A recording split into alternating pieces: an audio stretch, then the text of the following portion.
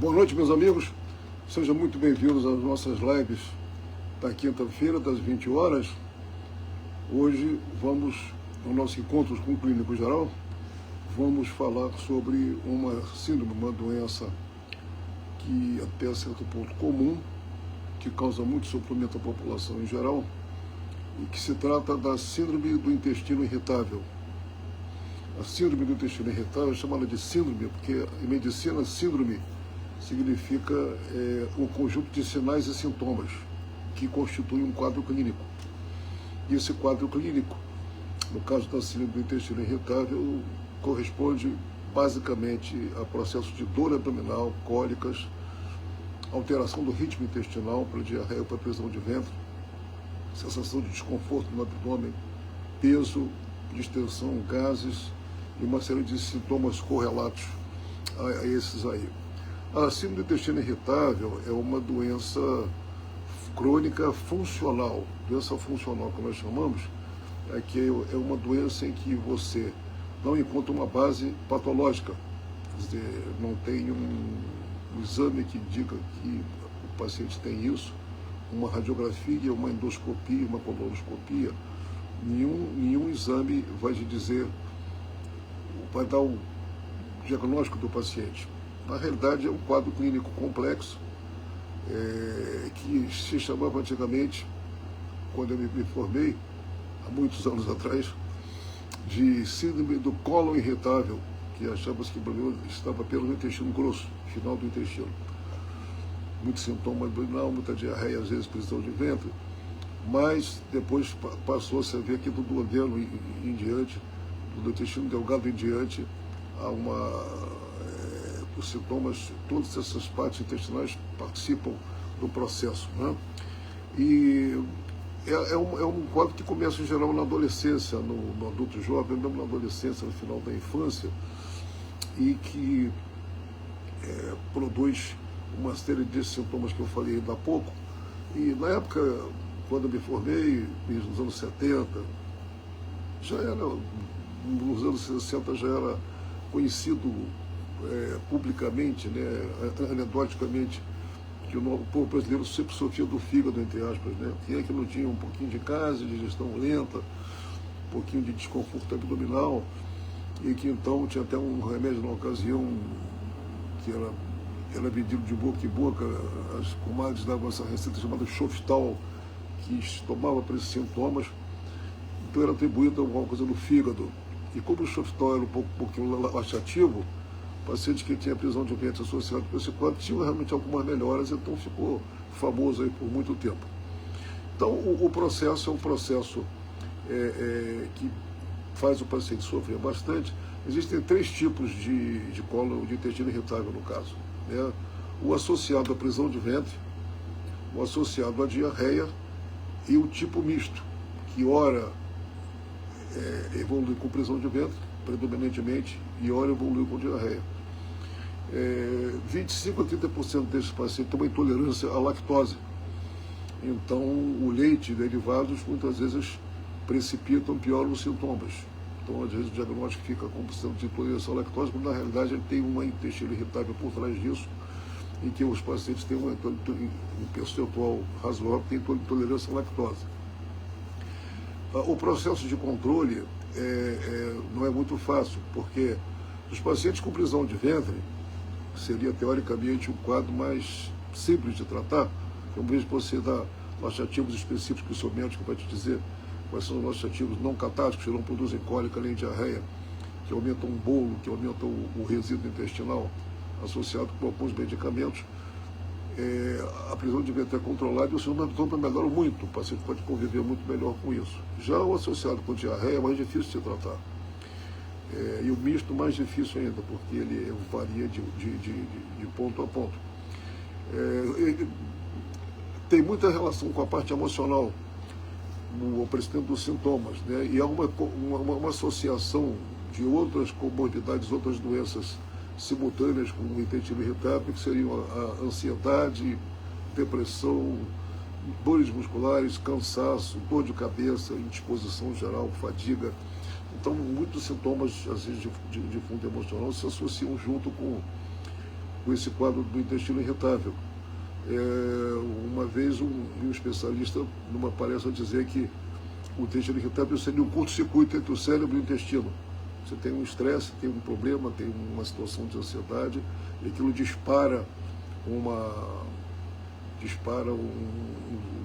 uns espasmos e dores e cólicas, espasmos intestinais que produzem os sintomas. Então, basicamente, a medicação que se faz é baseada em antiespasmódicos para aliviar a cólica, e são antidiarreicos, quando o paciente tem muita diarreia, e laxativos específicos, né, que fazem bolo, não qualquer laxativo, para ajudar a tratar os pacientes que têm prisão de ventre associada ao quadro. Não existe uma receita de bolo, porque na medicina nada é receita de bolo, né? Nesse caso, então, que o quadro é muito misto, é difícil, alguns pacientes que respondem a algum tipo de tratamento vão bem e outros não respondem, e a gente tem que variar. Uma coisa curiosa é que, como esse quadro está associado muito com a parte emocional, com a parte de depressão, quando surgiram os antidepressivos nos anos 80, os antidepressivos inibidores da recaptação de serotonina, um clássico da época, quem viveu na época lembra disso, o Prozac, foi muito decantado em várias revistas, jornais, artigos não médicos aí, do público em geral, da mídia em geral, que fez uma diferença muito grande e foi usado com muito sucesso para depressão. E notaram que alguns pacientes com intestino irritável tinham uma grande melhora com um antidepressivo desse tipo, de captação de serotonina. Só porque você está tratando da cabeça, o intestino melhora, mas não era bem assim. Porque, na realidade, descobri isso depois, que os receptores de serotonina, que a gente achava que só tinha no cérebro, ele tem muito mais no intestino do que no cérebro. Então, parece que a ação deles em cima dos receptores de serotonina no intestino fazem um efeito local e também fazem um efeito para a parte emocional, que também uma coisa melhora a outra. Realmente existe esse processo. Em relação à dieta, né, sempre é recomendável fazer uma dieta que se tome muito líquido, muita água, muito líquido, para qualquer problema intestinal. O líquido é muito importante para a prisão de ventre, que o intestino fica ressecado, e usar muitas fibras. Tem fibras, na dieta se dividem em fibras solúveis e as insolúveis em água, né? As solúveis são principalmente aveia, chia, linhaça, feijão, lentilha, maçã, pera, laranja. São todas, ajudam muito para o intestino. E as fibras insolúveis, que são farelo de trigo, grãos integrais, verduras, legumes, cascas de frutas, são que não são solúveis, também produzem um resultado muito bom para esvaziar o intestino, aliviando sintomas de plenitude, de enchimento, né, de indisposição. Agora, tem que observar que alguns pacientes têm uma intolerância ao farelo de trigo e às fibras insolúveis, produzindo grande quantidade de gases que o organismo tenta digerir, que às vezes não consegue digerir, e às vezes produz uma quantidade de gases em disposição, então o tiro sai pela culatra. Então, como eu disse ainda há pouco, não tem receita de bolo. Fala com o seu médico, ele vai ver o seu quadro para ver que tipo de fibra você pode usar, de acordo com o seu organismo, né? Uma amiga, uma seguidora que nos pediu para falar sobre esse assunto, ela pediu que falasse especificamente sobre o uso dos fitoterápicos no tratamento do intestino irritável.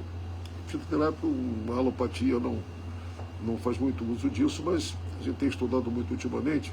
O que se sabe cientificamente é o seguinte: a gente tem vários fitoterápicos. Tem o óleo de hortelã-pimenta, que ajuda na prisão de ventre, tem a erva doce, que é o funcho, que alivia cólicas e a distensão no abdômen, aquela sensação de encozilamento, de abdômen cheio, né? A camomila, que também tem efeito calmante e anti-inflamatório sobre o intestino. O psyllium, que é a semente de psyllium, que é muito usada na prisão de ventre, excelente resultado, que é a plantago ovata, o nome químico dele. A aloe vera e a camomila. Desses todos, cientificamente, o que se tem provado que faz algum efeito benéfico realmente seriam os 3: óleo de hortelã-pimenta para a prisão de ventre, a erva doce, o funcho, que alivia cólicas e distensão abdominal, e o psyllium, que é o semente de psyllium, que é o plantago Ovato que alivia bastante a prisão de ventre, e o intestino faz um bolo, as fezes saem volumosas e a pessoa esvazia bem o intestino e tem uma sensação de alívio que pode perdurar o restante do dia. Então, resumindo, que é um assunto difícil de tratar aí nos nossos 7 a 10 minutos das nossas lives, mas é um processo, é um processo funcional, né? Uma síndrome de vários sinais e sintomas, faz o paciente sofrer muito, e o paciente que tem, por exemplo, intestino irritado com diarreia, ele faz uma hiperdefecação matinal geral, ele não consegue esvaziar o intestino de uma vez, ele vai 3, 4, 5 vezes pela manhã ao banheiro antes de sair para o trabalho para fazer as coisas. Então é um sofrimento que ele acabou de aprontar, ele vai pegar o elevador, tem uma cólicazinha, será que vou fazer de novo? Volta para o banheiro, será? Não sai, são 10, e volta. Aquilo fica socialmente incomodando a pessoa e atrapalhando o dia a dia dela. Enfim, é um processo que a gente não tem uma solução definitiva, mas tem controle e dá para você conviver bem com isso. Não está associado com perda de peso, com anemia, com nada. Se aparecer isso nesse quadro, tem que pesquisar alguma coisa a mais, alguma doença mais séria por trás. E quando o paciente é muito jovem e começa com esses sintomas típicos, né, você pode tratar clinicamente, sem fazer muito exame, sem fazer muita ciência. Mas os pacientes que começam isso após os 40, 45 anos, quando aí aumenta a chance de outras doenças mais sérias, inclusive câncer do intestino, aí você não deve tratar isso, fazer um diagnóstico clínico sem uma investigação mais detalhada para tentar afastar outras doenças mais complicadas, diverticulose, diverticulite, câncer do intestino, que aí com a idade avançada a incidência dessas doenças aumentam muito. Obrigado pela atenção e pelo segmento. Vamos ficando por aqui hoje. Um bom fim de semana para todos. Na semana que vem voltamos com um tema que será anunciado na segunda-feira. Um abraço para todos aí. Fiquem com Deus.